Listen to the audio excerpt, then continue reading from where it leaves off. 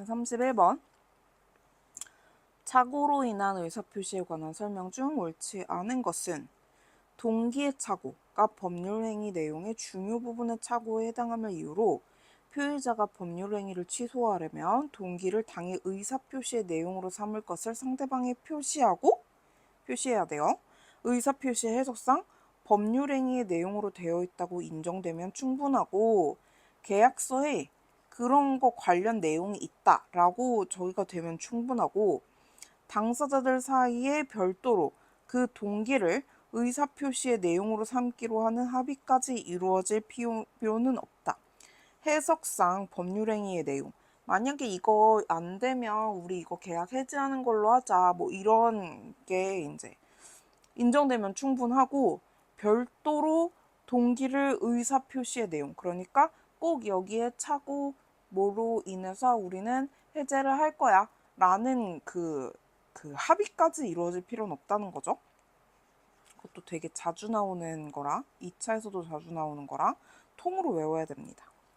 법률행위 내용의 중요 부분에 착오가 있을 때에는 의사표시를 취소할 수 있으나 착오가 표의자의 중대한 과실로 인한 때에는 취소하지 못한다. 중대한 과실이라 함은 직업행위 종류 목적 등에 비추어 요구되는 주의 현저히 결여하는 것. 중요 부분 착오.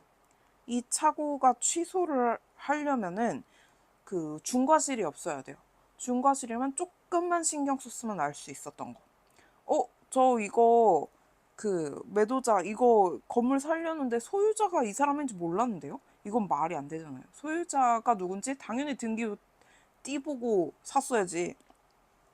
상대방이 표의자의 착오를 알고 이를 이용한 경우 착오가 표의자의 중대한 과실로 인한 것이라고 하더라도 의사표시를 취소할 수 있다. 표의자가 지금 착오를 하고 있다는 걸 알고 있어. 그리고 일부러 그거를 이용을 해가지고 이제 그 계약을 성사를 했어요. 그런 경우에는 아무리 중과실이 있다고 하더라도 취소할 수 있다는 거. 주채무자의 차용금 반환 채무를 보증할 의사로 공정증서에 연대보증인으로 나는 서명 날인을 했어. 공정증서가 주채무자의 기존의 구상금 채무 등에 관한 준소비대차의 공정증서였던 경우 위와 같은 착오는 연대보증계약의 중요 부분 착오에 해당한다. 이거 틀렸죠? 왜냐하면 이거 두 개가 결국에는 목적이 같다는 거예요. 내가 어쨌든 보증을 의사로 서명을 했으니까 그 공정증서가 구상금 채무에 관한 준소비대차의 공정증서든 주채무자의 차용금 반환 채무를 보증을 하는 거든 어쨌든 보증할 의사가 있기 때문에 이거는 그 중요 부분 착오에 해당하지 않는다고 보는 거죠. 민사소송법상 소송행위에는 특별한 규정이나 특별한 사정이 없는 한 법률 행위에 관한 규정이 적용될 수 없는 것이므로 착오로 항소이유서를 제출하였다고 하여 의사표시의 하자를 이유로 소송행위의 취소를 주장할 수는 없다. 민소법에서 규정하고 있는 민법에서 규정하고 있는 착오 취소에 관해서는 이제 민사소송법에서는 적용이 안 돼요. 상법에서도 안 되지만. 그래가지고 이제 착오 취소 가지고는 민사소송행위에서 소송행위 취소를 주장할 수는 없다는 거죠. 이건 민소법 내용 아니냐고. 자, 제3자를 위한 계약에 관한 다음 설명 중 옳지 않은 것은 어떤 계약이 제3자를 위한 계약에 해당한지 여부는 당사자의 의사가 계약에 의해서 제3자에게 직접 권리를 취득하게 하려는 것인지에 관한 의사 해석의 문제로서 계약 체결의 목적, 당사자 행위의 성질, 계약으로 인해서 이리의 득실, 거래 관행, 계약 제도가 갖는 사회적 기능, 재반사정을 종합하여 합리적 의사를 해석함으로써 판별할 수 있다. 합리적나 의사 나오면 웬만하면 그냥 정답지라고 했죠. 제3자를 위한 계약이 성립하기 위해서는 일반적으로 당사자가 아닌 제3자로 하여금 직접 권리를 취득하게 있어야 하는 조항이 있어야 할 것이지만 계약의 당사자가 제3자에 대해서 가진 채권에 관하여 그 채무를 면제하는 계약도 제3자를 위한 계약에 준하는 것으로서 유효하다. 자, 일반적으로 당사자가 있어요.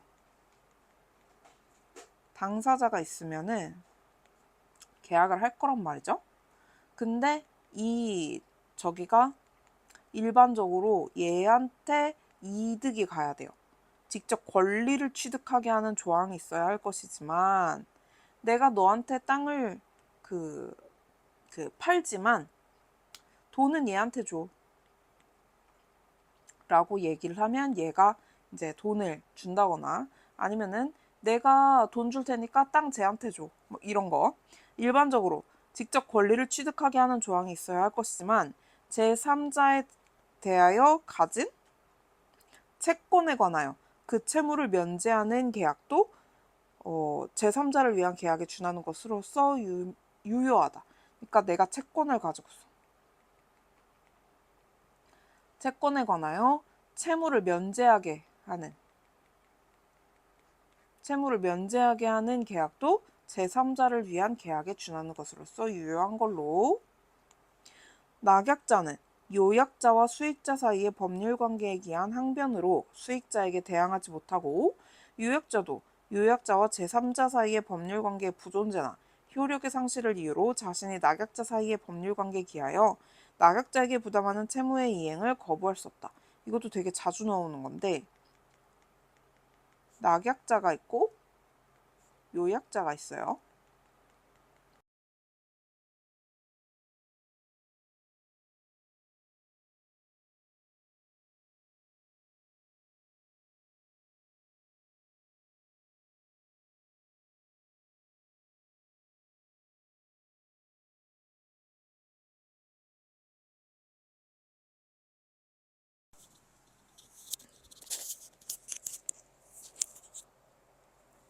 그러면은 낙약자는 요약자와 수익자 사이의 법률 관계에 기한 항변으로 수익자한테 대항하지 못해요. 나 쟤한테 이렇게 하기로 했는데 이거 너한테 주장할래. 이거 안 되고 요약자도 요약자와 제3자 사이의 법률 관계의 부존재나 효력의 상실을 이유로 낙약자한테 야, 나 이제 너한테 이거 못해 라고 할 수는 없다는 거죠. 일단 한 명 끼면 굉장히 복잡해져요.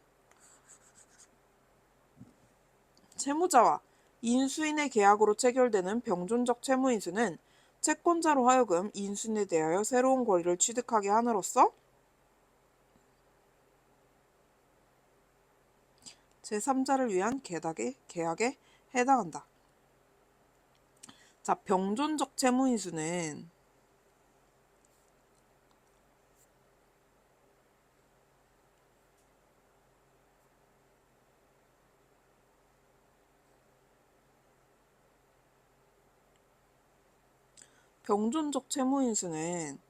그 채권자로 하여금 인수인에 대해서 채무자, 인수인이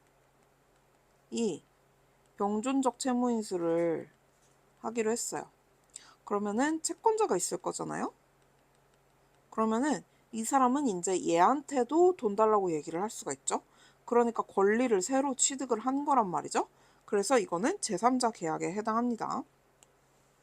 제3자를 위한 계약에 있어서 수익의 의사표시를 한 수익자는 낙약자에게 직접 그 이행을 청구할 수 있으나 요약자가 낙약자와 계약을 해지한 경우 수익자는 낙약자에게 자기가 입은 손해배상을 청구할 수는 없다. 수익자는 청구할 수 있어요. 너무 뭔가 불공평해.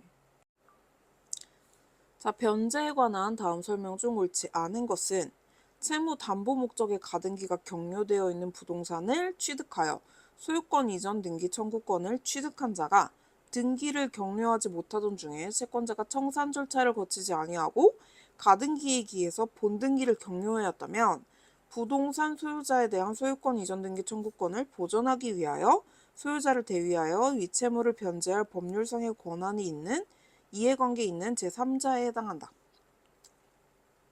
자, 부동산이 있어요. 그리고 여기에는 채무 담보 목적에 가등기가 경료되어 있고, 자, 나는 이거를 시효 취득을 했어요.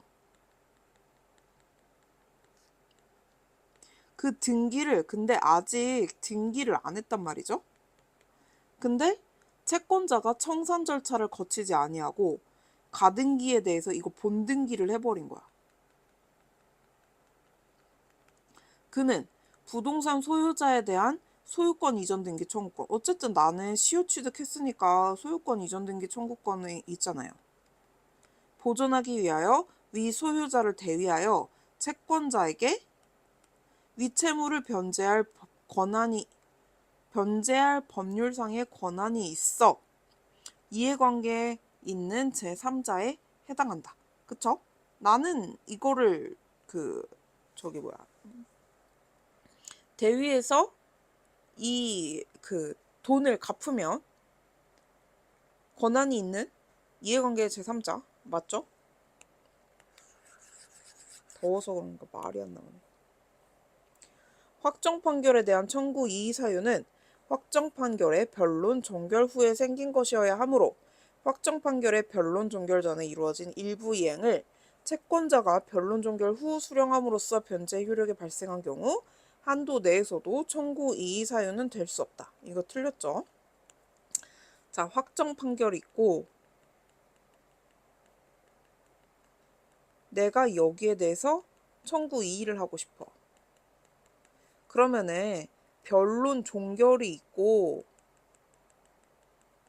이후에 생긴 사유 가지고 청구 이의를 해야 되는데 변론 종결 전에 이제 일부 이행이 있었어요.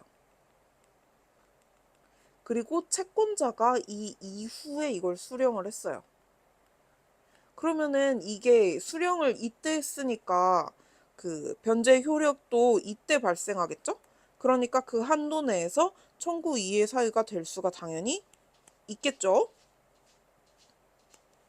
자, 효력 규정인 강행법규에 위반되는 계약을 체결한 자가 약정의 효력이 부인된다는 사실을 알지 못한 탓에 변제 수령권을 갖는 것처럼 외관을 갖게 된 자에게 변제를 한 경우 특별한 사정이 없는 한 과실에 기인한 변제이므로 채권의 준 점유자에 대한 변제로 유효하다고 볼 수 없다.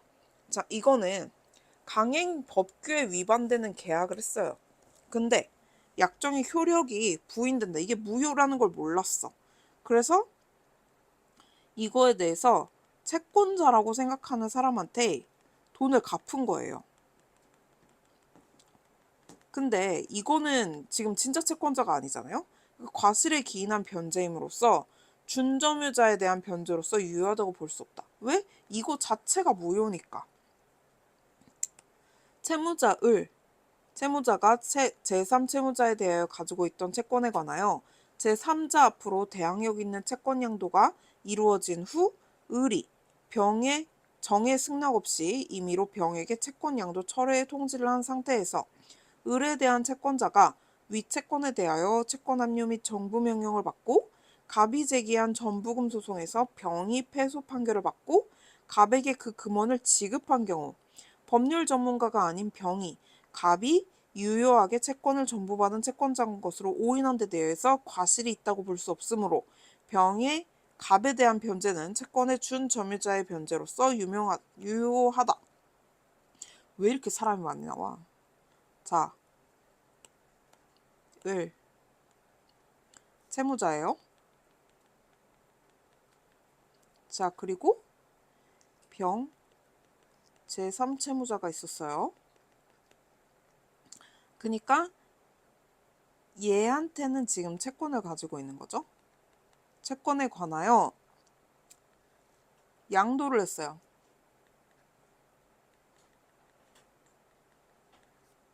양도인이 된 거죠. 채권 양도가 대항력도 있고 근데 을이 정의 승낙 없이 임의로 병에게 이제 야 채권 양도 철회했어 얘기를 한 거예요. 그러면 을에 대한 채권자 갑, 얘 갑도 채권자가 있었는데 위 채권에 대하여 채권 압류 및 전부 명령을 받고 이어 갑이 제기한 전부금 소송에서 병은 패소 판결을 했어요. 그래서 갑에게 그 금원을 지급한 경우 병은 갑한테 돈을 줬단 말이죠. 법률 전문가가 아닌 병이 갑에게 유효하게 채권을 전부받은 채권자인 것으로 오인한 데 대해서 과실이 있다고 볼 수 없으므로 병이 갑에게 유효하게 채권을 전부받은 채권자의 라고 오인을 했단 말이죠. 갑이 과실이 있다고 볼 수 없으므로 왜냐하면 얘가 중간에서 철회했다고 정한테 얘기도 안 하고 지금 저기를 얘기를 했잖아요. 그러니까 점유자에 대한 변제로서 유효한 거죠. 그러니까 저 병은 면책되는 거죠, 이제.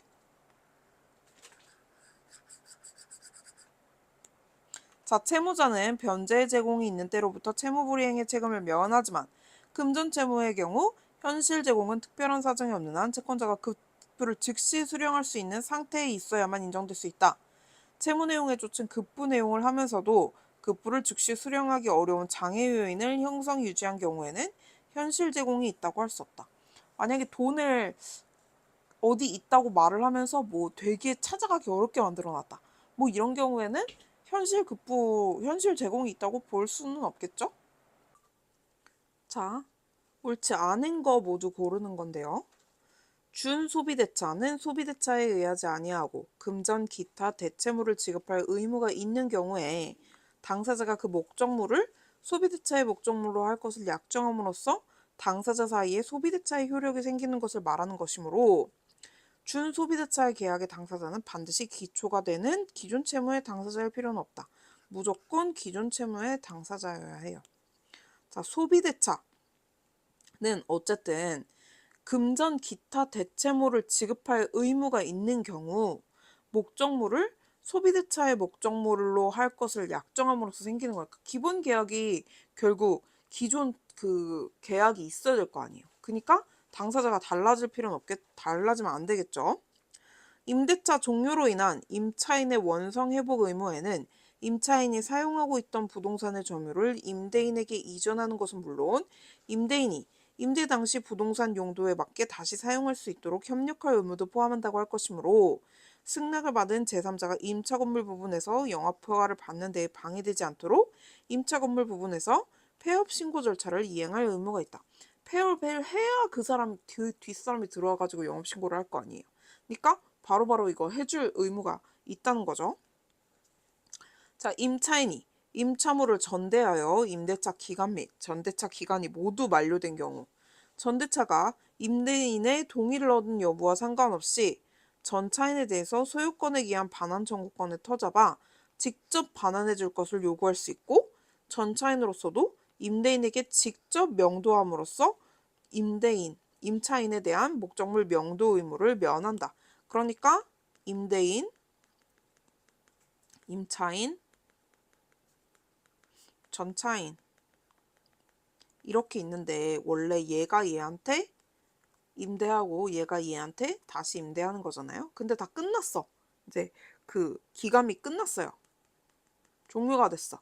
그러면 얘가 직접 얘한테 명도 요청을 할 수도 있고 얘가 얘한테 직접 명도를 해줄 수도 있다. 중간에 꼭 임차인 저기를 거쳐야 하는 건 아니다. 라는 거죠.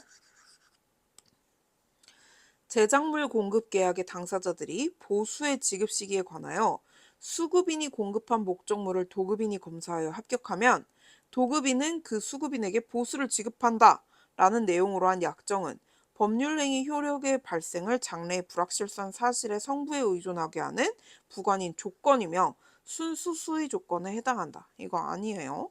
조건에 해당하지 않고 그냥 의무 합격 뭐 이런 저기를 설정을 한 거지 조건에 해당하진 않는다고 해요. 솔직히 완벽하게 이해되진 않아요. 근데 이거는 거의 민법 처음 할 때 나왔던 기출문제에서 제가 했던 것 같아요. 그래갖고 머리에 좀 뇌리에 강하게 남아있어요.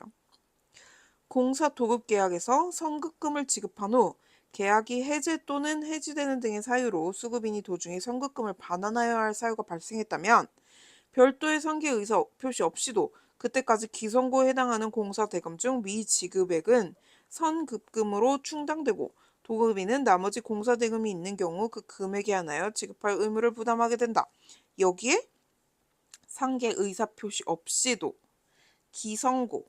이 두 단어가 제일 중요한 것 같아요.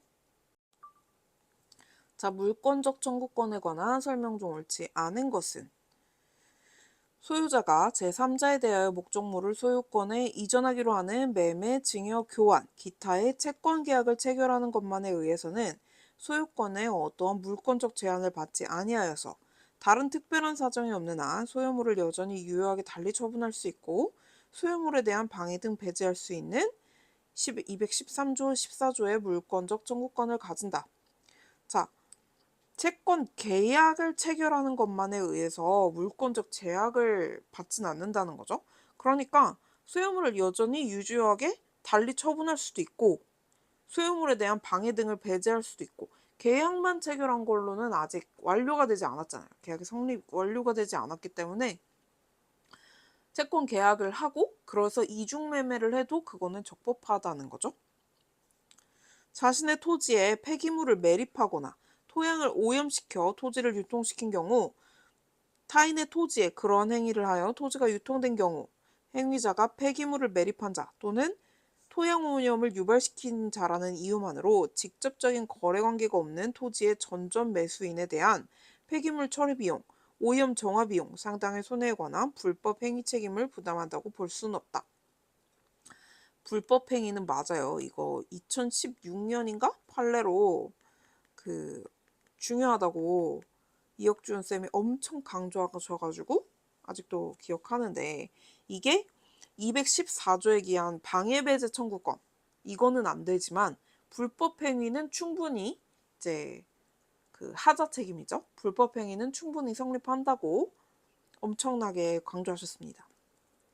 소유자가 자신의 소유권에 기하여 실체관계에 부합하지 아니하는 등기의 명인을 상대로 등기 말소나 진정명의 회복 등을 청구하는 경우 물권적 청구로서의 방해배제 청구권의 성질을 가지는데 소유자가 그 후에 소유권을 상실하면 발생의 기반이 아예 없게 되어 존재 자체가 인정되지 아니하므로 등기 말소 등 의무자에 대하여 권리의 이행불능의 이유로 손해배상 청구권을 가진다고 말할 수 없다.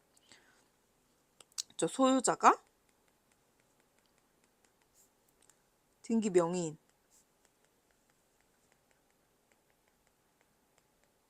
상대로 등기 말소 혹은 진등명 이거는 물권적 청구권이죠. 그리고 방해배제의 성질을 지녀요. 그러므로 소유자가 그 후에 만약에 소유권을 상실했어요. 그러면은 이 소유권은 이거 다 소유권 기반인데 소유권을 기반으로 한 저기가 아예 없어졌잖아요.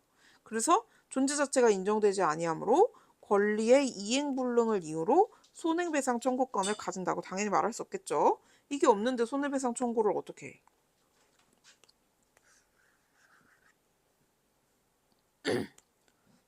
토지 소유권에 기한 물권적 청구권을 원인으로 하는 토지 인도 소송의 소송물은 토지 소유권이 아니라 물권적 청구권인 토지 인도 청구권이므로 소송에서 청구 기각된 확정 판결의 기판력은 토지 인도 청구권의 존부 및 자체에만 미치는 것이고 소송물이 되지 아니한 토지 소유권의 존부에 관하여는 미치지 않는다. 그러므로 토지 인도 소송의 사실심 변론 종결 후에 패소자인 토지 소유자로부터 토지를 매수하고 소유권 이전 등기를 마침으로써 소유권을 승계한 제3자의 토지 소유권의 존부에 관해서는 확정 판결의 기판력이 미치지 않는다. 자, 소유권에 기한 물권적 청구권이 있고 그래서 이거를 원인으로 해가지고 토지 인도소송의 소송물은 토지를 소유하겠다는 이 소유권이 아니라 물권적 청구권인 토지 인도 청구권이에요.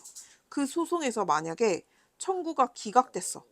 그러면은 기판력은 토지 인도 청구권 존부 그 자체에만 미치게 되는 것이고 소유권에는 미치지 않는단 말이에요.